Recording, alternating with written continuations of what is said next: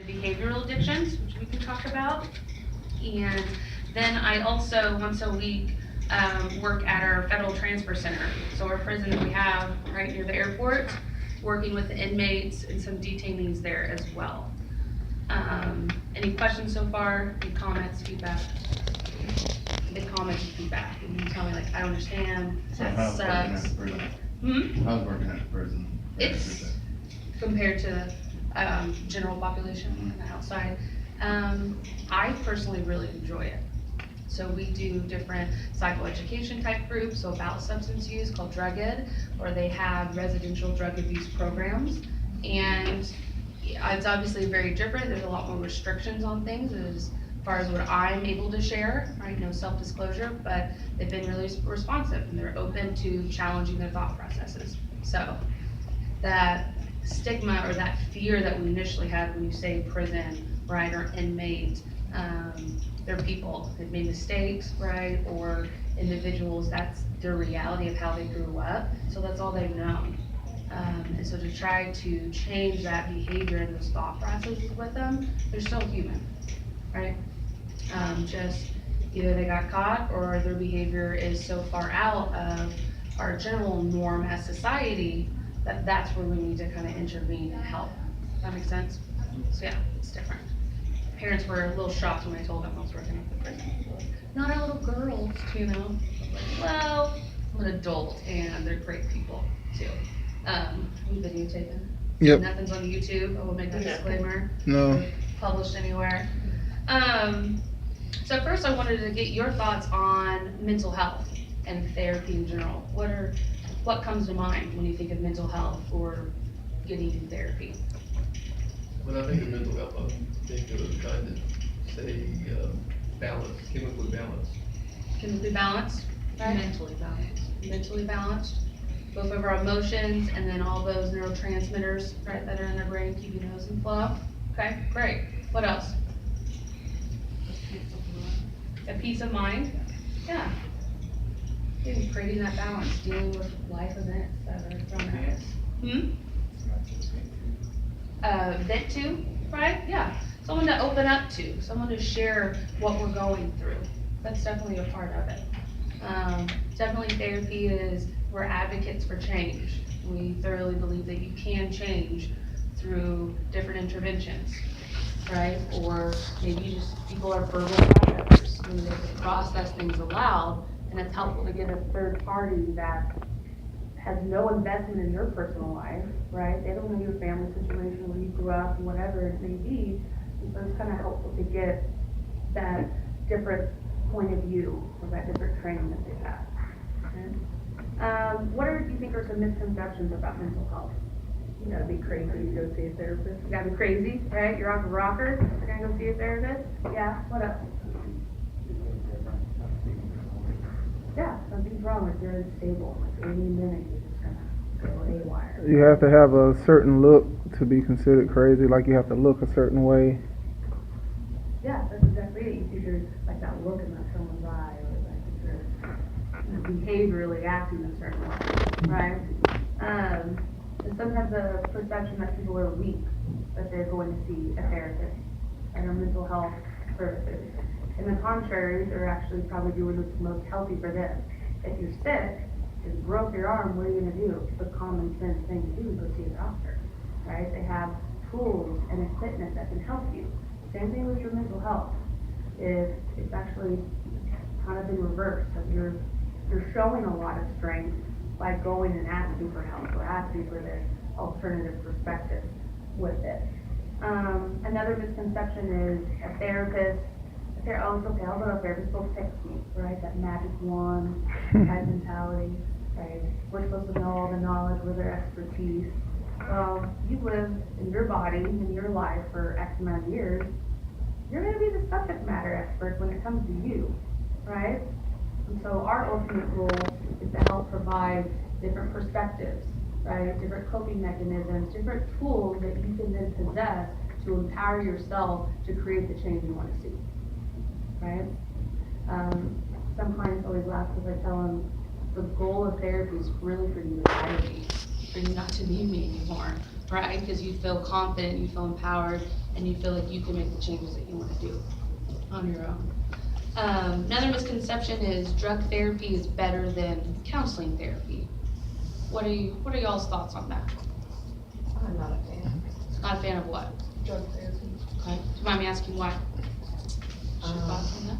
My thoughts? Yeah. Why not a fan? Personally, I've dealt with somebody that was addicted to drugs. And I personally think that your body has a way of balancing, given mental health or whatever, exercise, and to involve a synthetic material opens up the opportunity for addiction. So introducing something that the body's not already familiar with can have the body go astray. That's it. Okay. What are some other thoughts? When we're talking drug therapy, you're talking about antidepressants. You may have heard SSRIs, is a big one, or for very severely mentally ill side, like schizophrenia, antipsychotic meds, right? So that's what we're referencing when we're talking about drug therapy. I'm not saying in every case. I'm saying that I believe that drug therapy is widely overused. Okay. Yeah, I hear you and I understand where it's coming from. It can be easily abused and taken too much. Exactly. So more of the, theory or the background that I've been trained in is normally it's a combination of both. Sometimes counseling therapy is enough. You're building up like those kind of mental armies and mental capabilities to overcome a problem or a stressor, life event, trauma, whatever it is. Sometimes you need some drug intervention to kind of help if it's very severe to get it manageable, and then you can address the problem at hand. Does that make sense? Yep. So usually working in therapists will work more closely with the psychiatrist. The psychiatrists are those that will be working with you on regulating some of those medications, making sure you're not taking too many and you're conflicting one another or interacting poorly. Right? The general rule is, on 3 or more, most likely it's going to be counteracting the usefulness of one and Yep. making things work, right? You make a cocktail with it. And it's very specific on what you need to kind of balance out. Or some people prefer not to have any medications at all, and more the holistic route, right? Through either meditation, guided imagery, things like that. Not that anyone is worse or better, it's just normally combination approaches is preferred and utilized. Inpatient versus outpatient services. What are your thoughts on that? What do you know about those? Well, sometimes it's still, sometimes people have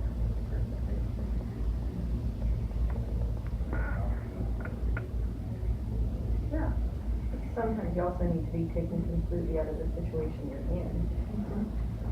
That'd be more inpatient, right? You're living there. It can be as severe as hospitalization, which we have 24-hour watch. It could be detox, right? So it's 30 days, 2 weeks, something like that. Could be rehab, where it's 30, 60, 90, sometimes a year. So it really varies on that inpatient. Alcohol, especially on the substance abuse side, is one of those things where you can't quit cold turkey, right? Those withdrawals can actually kill you. Yep.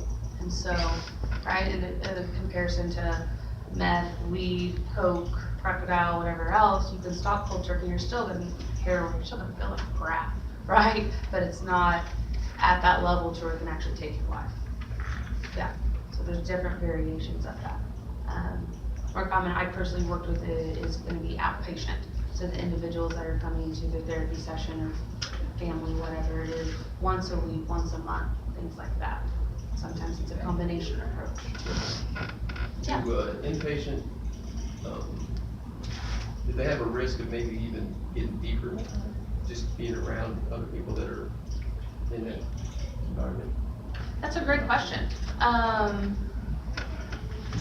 I would say that's certainly a possibility, right? We can't say 100% sure or, positive that wouldn't happen, but generally, and, it's very unlikely that it would, because A, they're with the right doctors, MDs, right, psychiatrists, to help them with the withdrawal symptoms of that drug, or if they're on suicide watch, right, it's accumulation of a lot of services to help make that process as best as it can, as you're declining off the drug, as your body's coming back into its norm as it should without that medication, without that substance, whatever it is. And then generally you mix with individual counseling or group counseling.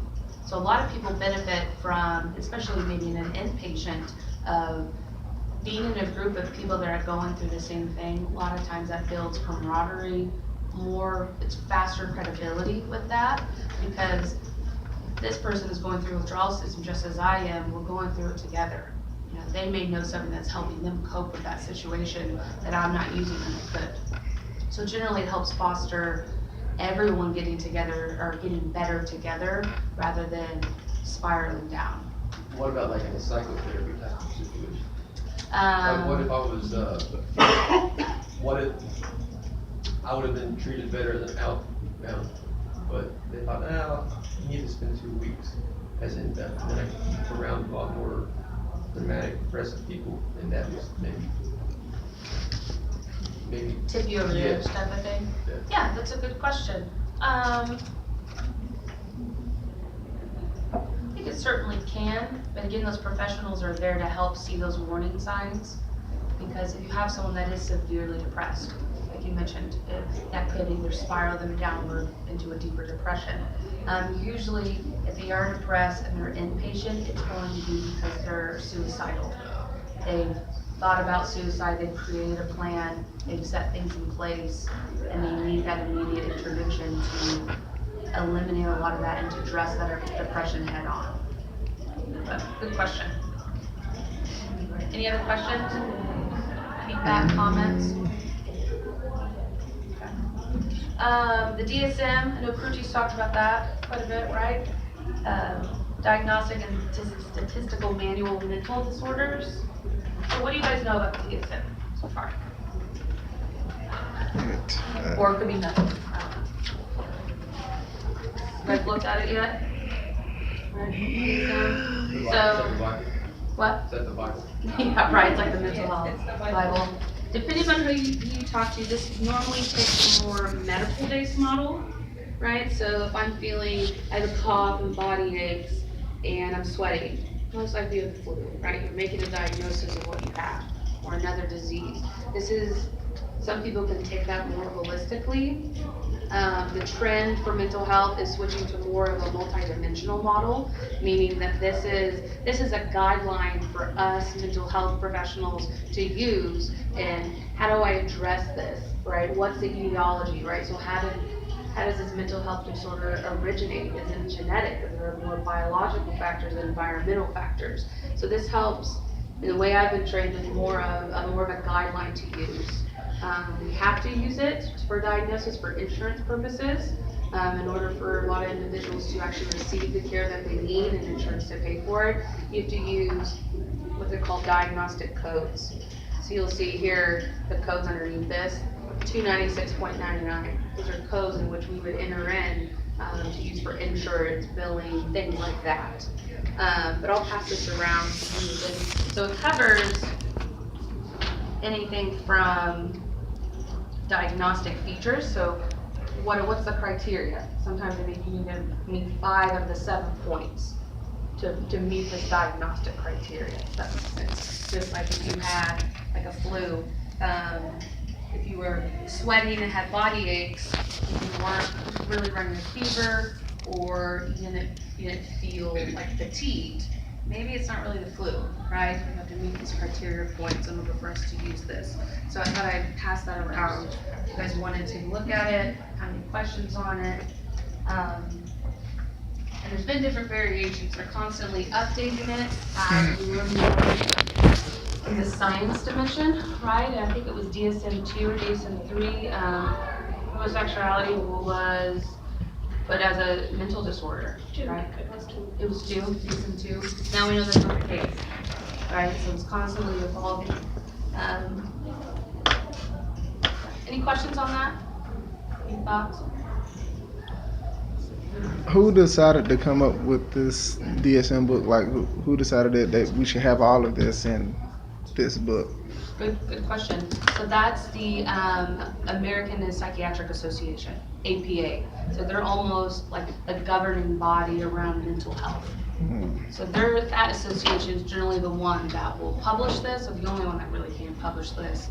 They have a board of different professionals that they counsel to know what should we change. How So does this? do they update it like quarterly, semi-annually, or annually? It's usually every few years, right? Because those are expensive. Those are at least $100. And once you get a new edition out, think about how much money you're pumping in, because every therapist, psychologist, things like that, we need the updated version for it. Some of them are drastic changes that are needed. Some of them are a little bit different, like substance use disorder and gambling. It's either combined or has been separate now, right? So it's meant, and its purpose is to help provide clarity for a mental health professional. Some people think it's a way just to categorize individuals into a medical-based model, which is not always helpful, right? Not everyone's the same. You all are individuals. Your background's different. Your symptomology is going to be totally different than other people. Your coping mechanism, that's innate, right, that you're kind of built with, and your initial reaction thing is going to be different. So at least the perspective I've been trained on, and what I initially hold is it's more of a guideline, but it's necessary to use for insurance. That make sense? Yeah. And if there's anything I'm saying that's confusing, or I'm talking too fast, or something that doesn't need to do that, just tell me. Like I said, pretty casual, pretty informal. Any other questions on that? One thing I would like to touch on is confidentiality and respect of the client. Confidentiality when you're working with clients is utmost importance, right? We have ethical guidelines that we have to follow. I'm sure you've seen, like in different movies, our limitations of what we can share or have to share in matter of law, for taking to court, different things like that. So upmost is the confidentiality of whatever is shared in therapy stays between the therapist and the client, or if there's clients multiple, like a group or whatnot. So whatever is said in this room, it would stay in this room. The only limitations to that is if someone discusses self-harm, right, they're feeling suicidal, I'm obligated by law to address that and get them the help that they need, whether they go inpatient for that or they go to refer them to someone else, right? So that's a limitation of it. Another one is harm to others. So child abuse, senior abuse, any neglect with that, that's where I'm bound by law to intervene. And this is all something that is covered with the client on day one, making sure they're aware of that. And you know, I've had a scenario in the past where I've had to call DHS and report things, and usually you do it with, it's ideal if you can do that with the client. So you're not doing something behind the client's back, right? You never want to defy that trust or eliminate that. You're normally talking with that particular client, helping them and making sure that they understand the implications of this. What does this mean? What is my role that I'm legally bound to? And normally it's ideal if they themselves make that call if there's some abuse, or they know of harm that's being brought to another individual. So that's really something that through building that therapeutic alignment, right, that rapport, that trust between the stranger that you're meeting, and you know, there's this kind of understood expectation that you need to be open and honest. It might be really hard, and you're like, I haven't met you, you don't know me, right? Who are you to tell me things? So you're building an understanding. So confidentiality, I take very seriously, and it is taken very seriously in our field. Those are the only things that I would have to go outside of. Can you be criminally liable? Could be. Like if somebody tells you that they're gonna harm something, you wasn't report that, then they do harm that person, can you be? Yeah, that's exactly right. You can go back around on me, because I knew the information that could have saved that person's life. So I'm legally bound to either let that person know directly, let the authorities know, right? Take those proper steps. An important thing, especially in my role, is we're constantly consulting with other professionals in the field. So especially me starting out before I actually get officially licensed, I have a supervisor that I continually speak with and engage with to make sure, am I doing the right thing? Am I doing what's in the best interest of the client? Or am I respecting that client and where they're at right now? And so when I say we're constantly consulting, it's not we're saying, you know, John Doe is going through this, here's everything I know about him, and we're talking in a scenario base. And if needed, we talk about that individual, but that's all done with confidentiality. Right, so we're not going home and telling our spouses, partners, friends, family, whatever, about these experiences. Did I answer your question? Oh, yeah.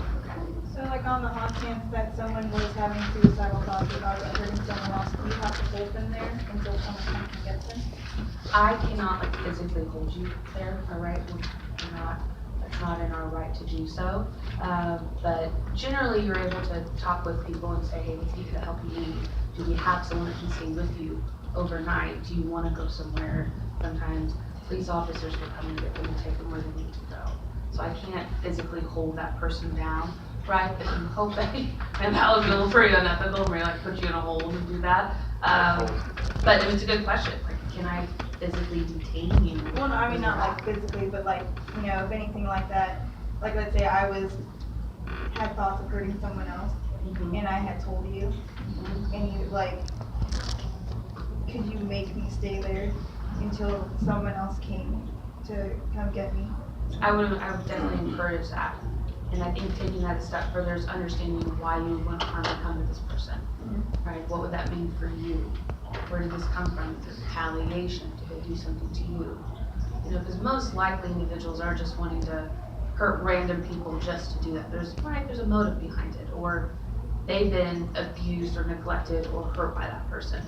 So some of it's retaliation, or maybe they hurt a child, you know, right? So there's different things there. So it's really understanding without judgment, understanding from that person's side.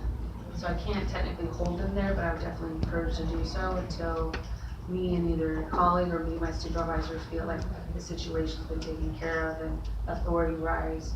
And with that client specifically, we've done what's needed to do for the safety of both parties, right? For that client itself and that other person, but ethically and morally, it needs to be done. And you know, lawyers and business individuals and therapists, we all have different ethics, different governing bodies that we have to adhere to. So if a lawyer goes like, you have to give me this information, I'm like, well, according to my ethical body that I follow, I don't have to, right? And that's where that confidentiality comes into place. But what question? What if they have a court, order? Yeah, a court order, so you have to give that information to them. You're saying that that client is court ordered to be in therapy? No, court orders, if you have information, like say if your client told you that he killed somebody, and you can't tell nobody because it's confidentiality, and the lawyers want to know where he told you, so they have to get a court order for you to. That I would have to share what information I knew. I don't know the specifics on all of that. That's a good question. I don't know if that's a national set of rules and regulations or if that's state by state, but that's a good question. I don't know where all those details come into play. That's a good question. Well, you have a question? I do. Yes. Have you ever done a third-party affidavit on somebody that's, or maybe you can explain it, a person that's thinking they're gonna do harm to themselves or to somebody else? You give that report to the police, or what? What's the process there? Yes. You know what I'm talking about? You may explain that, because I don't know a lot about it.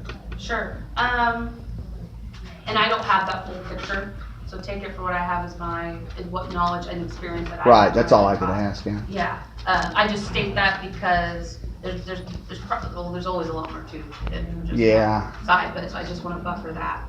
Let's say let me give you an example. Let's say I decided that I'm going to kill myself. Okay. You would call the police. You at that time could give a statement or something to have them taking control of me or, Take you to like an inpatient. there you go, that's what I'm trying to say. But you Yeah. have to have paperwork to go with it. I think it's called a third-party affidavit. I'm not quite sure what the title is. Well, I don't know what There's the title is either. It's definitely paperwork that they have to fill multiple out so they sides. can take that person to get them some help. Exactly, yeah. There's definitely paperwork and a statement from my end of my experience with that client, and then also permission of the client for them to go. Okay. Because at the end of the day, I can't force them to get that card. Police can, I don't know what, hopefully not for this scenario, right? You're trying to help, not exacerbate the situation. But yeah, there would be paperwork involved on that, and I think that's very different. One of the calls that I had to make to DHS, so I go on record of what I know, the information that I'm given, right, from the particular client, and it's not my role to figure out, be a forensic investigator of what exactly happened. It's, I'm told that, there's valid concern there, I need to report it, and they do their own investigation. One particular instance, this individual was witness to abuse, and they had called the police already to come. And I had called because it was shared in therapy with them, right? We made the call together, and those different reports didn't match up, right? So I don't know how it's done on that legal side from there. I'm really kind of bound to what I have to report. Okay. But that's a great question. You know, what happens afterwards? What's the aftermath of it? I have a question. Yes. On the substance abuse, line. Mm-hmm.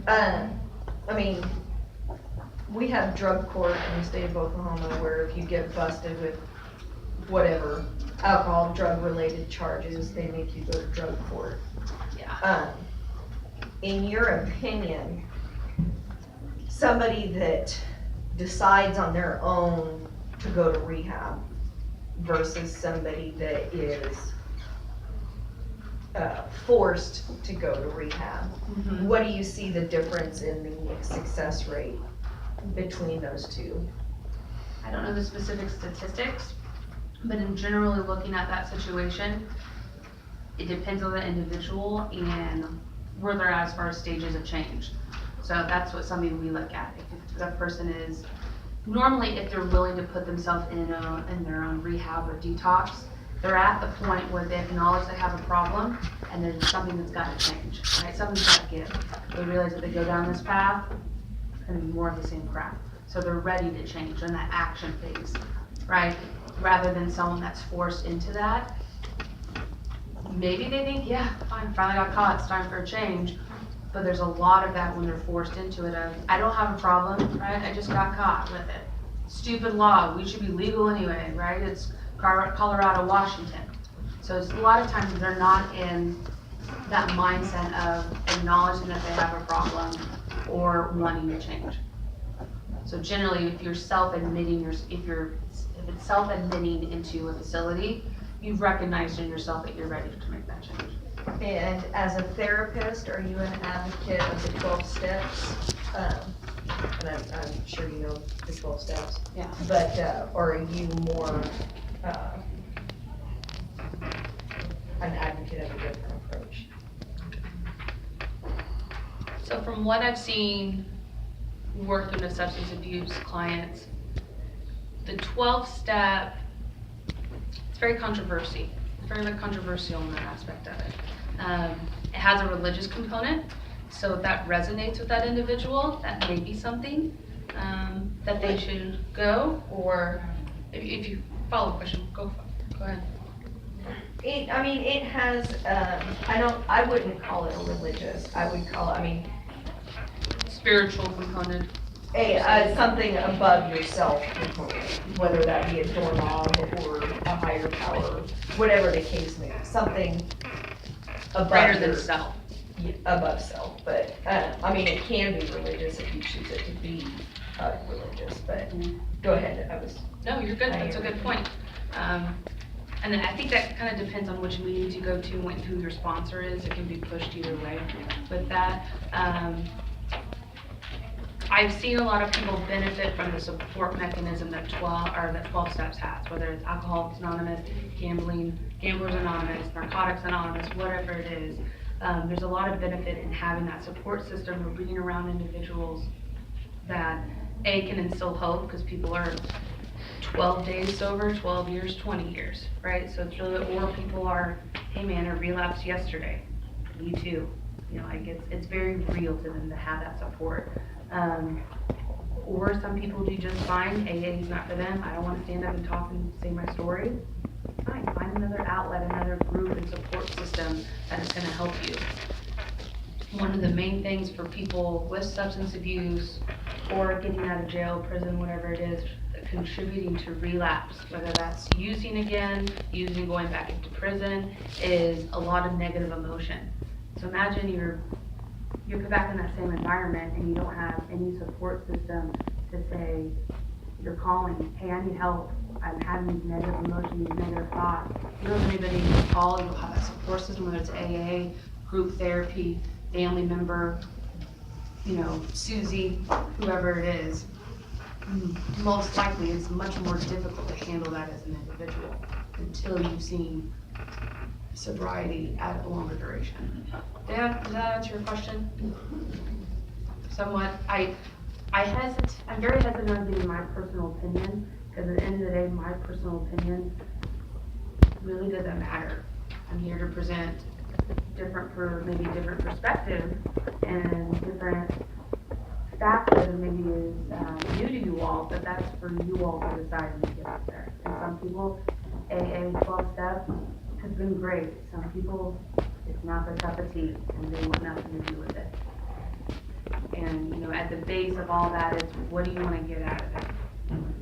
So I do men's recovery group, women's gambling group. Some people partake in that, some people don't. Some people, they see individual therapists and then come to group, which is normally what we kind of encourage and push, is to have that balance of your individual therapy time as well as your group, to have that support system. And some people are attending 12 AA meetings a week in addition to their therapy. Does that help? Okay. And feel free to tell me no when you miss your mark. And I'll try again.